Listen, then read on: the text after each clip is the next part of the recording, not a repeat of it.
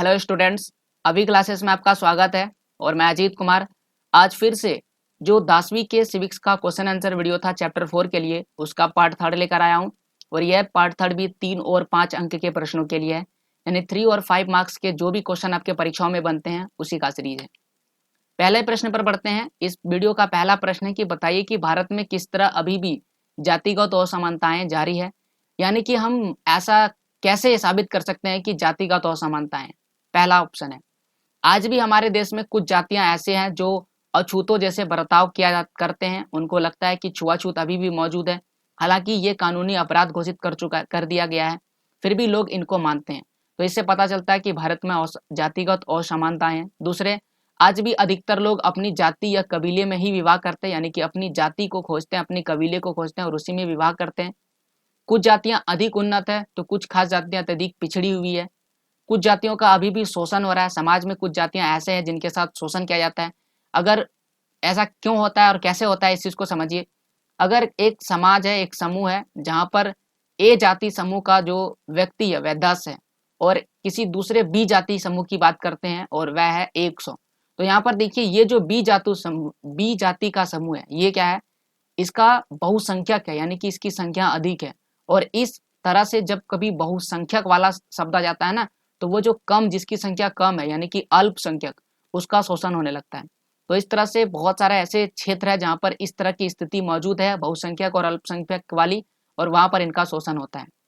चुनाव अथवा मंत्रिमंडल के गठन में जातीय समीकरण को ध्यान में रखा जाता है और जाति के आधार पर आरक्षण दिया जाता है।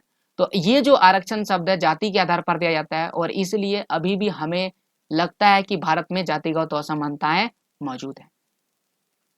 अगला प्रश्न है कि सांप्रदायिक राजनीति के विभिन्न रूपों का वर्णन करें। सांप्रदायिक राजनीति, जैसे पहला है कट्टरपंथी विचारधारा वाला लोग, यानी कि अभी भी बहुत सारे ऐसे लोग हैं जो कट्टरपंथी है। धार्मिक आधार पर मतों में ध्रुवीकरण, धर्म के आधार पर लोगों को चुनाव में प्रत्याशित घोषित करना, सांप्रदायिक हिंसा और खून खराबा होना, ये सभी चीजें।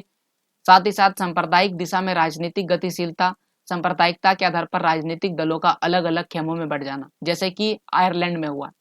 नेशनलिस्ट और यूनियनिस्ट पार्टी। तो इस आधार पर हमें पता चलता है कि सांप्रदायिक राजनीति के विभिन्न रूप हैं।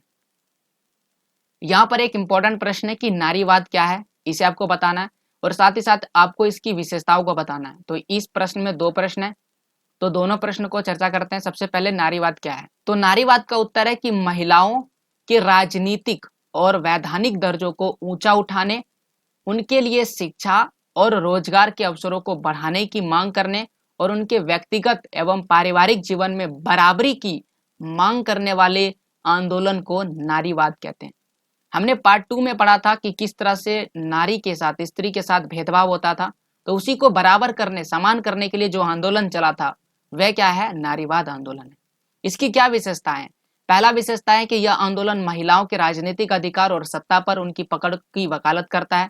दूसरा, इसमें महिलाओं को घर की 4 दीवारी के भीतर कैद रखने और घर के सभी कामों का बोझ डालने का विरोध सम्मिलित है।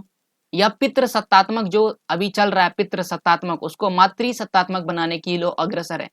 पितृ सत्तात्मक मतलब पिता, पिता का सत्ता घर में किसका चलती है, पिताजी का चलता है। तो ये चीज नहीं होना चाहिए, माता जी का चलना चाहिए। ओके ना, इसी को बोलते हैं पितृ सत्तात्मक से मातृ सत्तात्मक की ओर अग्रसर। महिलाओं की शिक्षा तथा देश के विभिन्न क्षेत्रों में व्यवसाय, सेवा आदि में समर्थक, यानी कि इन क्षेत्रों में महिलाओं की ज्यादा भूमिका होनी चाहिए, महिलाएं भी इन क्षेत्र में आनी चाहिए। महिला के हर प्रकार का शोषण का विरोध करता है, महिलाओं के साथ जितने भी प्रकार का शोषण होता है उन सब प्रकार के शोषणों का विरोध करता है कौन, नारीवाद आंदोलन। तो ये नारीवाद आंदोलन की विशेषताएं थी।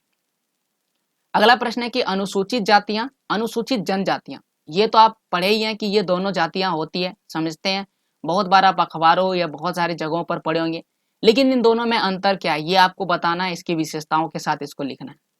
तो ये चीज इस तरह से हम लिख सकते हैं, ये है अनुसूचित जातियां और दूसरी है अनुसूचित जनजातियां। अनुसूचित जातियां वह जातियां जो हिंदू सामाजिक व्यवस्था में उच्च जातियों से अलग और अछूत मानी जाती है, जो दलित के रूप में मानी जाती है तथा जिनका अपेक्षित विकास नहीं हुआ है, उन्हें हम क्या बोलते हैं, अनुसूचित जातियां बोलते हैं। जबकि अनुसूचित जातियां ऐसा समुदाय जो साधारणतः पहाड़ी और जंगली क्षेत्र में रहते हैं और जिनका बाकी समाज से अधिक मेलजोल नहीं है, यानी कि बाकी समाज से वो नहीं मिलते हैं। बाकी समाज का मतलब जो हम लोग जी रहे हैं, हम लोग रेलगाड़ी का प्रयोग करते हैं, हवाई जहाज का प्रयोग करते हैं, पक्की सड़कों पर चलते हैं, हम लोग तरह तरह के भोजन को खाते हैं, लेकिन वो ऐसा नहीं करते हैं। वो पहाड़ी क्षेत्र में रहते हैं और वहां पर जो भी उनको मिलता है उसी से अपना गुजारा करते हैं। तो इस प्रकार से वो बाकी समाज से बहुत ज्यादा मेलजोल नहीं रखता, जरूरत नहीं रखता है, और वैसे समाज को अनुसूचित जनजातियां कहते हैं। साथ ही उनका विकास भी नहीं हुआ है, जिस तरह हम लोग विकास कर रहे हैं उस तरह से उनका विकास नहीं हुआ है। अब एक और इस प्रश्न में प्रश्न पूछा गया कि अगर देश की आबादी जितनी भी है उनमें इनका प्रतिशत क्या है, तो अनुसूचित जातियों का प्रतिशत 16.2 है और अनुसूचित जनजातियों का प्रतिशत 8.2% है। अगला प्रश्न है कि भारत में महिलाओं का प्रतिनिधित्व बहुत ही कम है, कारण बताइए। यानी कि भारत में जो महिला है उनका प्रतिनिधित्व बहुत ही कम है, क्यों है? पहला चीज है कि महिलाओं में राजनीतिक जागरूकता का अभाव। महिला जो राजनीति में कदम रखना नहीं चाहती है, महिला राजनीति के प्रति उतना जागरूक नहीं है और इसीलिए महिला प्रतिनिधित्व में बहुत ही कम है। दूसरा, पुरुष अभी भी महिलाओं को आगे नहीं आने देते हैं। तीसरा, राजनीतिक दल महिलाओं को उनकी जनसंख्या के अनुपात में टिकट नहीं देते हैं, यानी कि महिला की जितनी जनसंख्या है उस हिसाब से उनको टिकट नहीं मिलता है, उस हिसाब से उनको आगे आने का मौका नहीं मिलता है और इस आधार पर राजनीतिक दल में महिलाओं की संख्या कम हो पड़ जाती है।